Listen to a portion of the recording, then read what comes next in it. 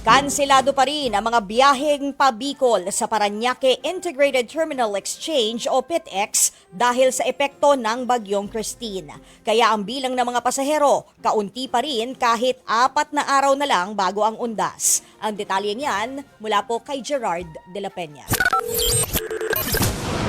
Undas na sa Biyernes pero normal pang maituturing ang bilang ng mga pasahero sa Parañaque Integrated Terminal Exchange. Hanggang ngayon kasi, wala pa rin biyaheng Bicol. Mismong ang Land Transportation Franchising and Regulatory Board sa Region 5 ang nag-utos na ipagpaliban na muna ang pagbiyahe pa Bicol at pa Visayas. Maliban na lang sa mga magdadala ng relief goods.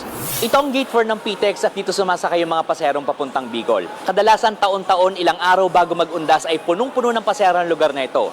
Ngayon, biyaheng Daet Camarines Norte lamang ang meron. Kaya naman, halos walang pasahero dito ngayon.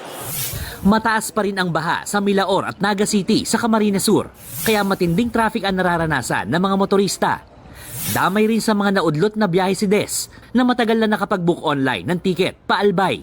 Sabi is wala pang update until today canceled po yung mga trips nila. Si Jose naman na taga Legazpi, gusto nang makauwi dahil sa banta ng Bagyong Leon. Siyempre sir, may mga kailangan din kami sa bahay. Mayroon naman darating na bagyo. Nag-inspeksyon naman sa PTEX si Senator Raffy Tulfo na chairman ng Senate Committee on Public Services. Nakita niya ang ilang bus na walang insurance, expired ang mga fire extinguisher at palyado ang mga gulong. May nakita pa ako na gulong na may pako. Na paano pag sumabog yun? So, Kinwestiyon din ni Tulfo ang kawalan ng ambulansya sa PTEX. Nangako naman ng pamunuan ng terminal na tutugunan ang mga kakulangan. Para naman matiyak ang kaligtasan ng mga pasahero, isinalang sa drug testing ang 80 PUV driver sa PTEX.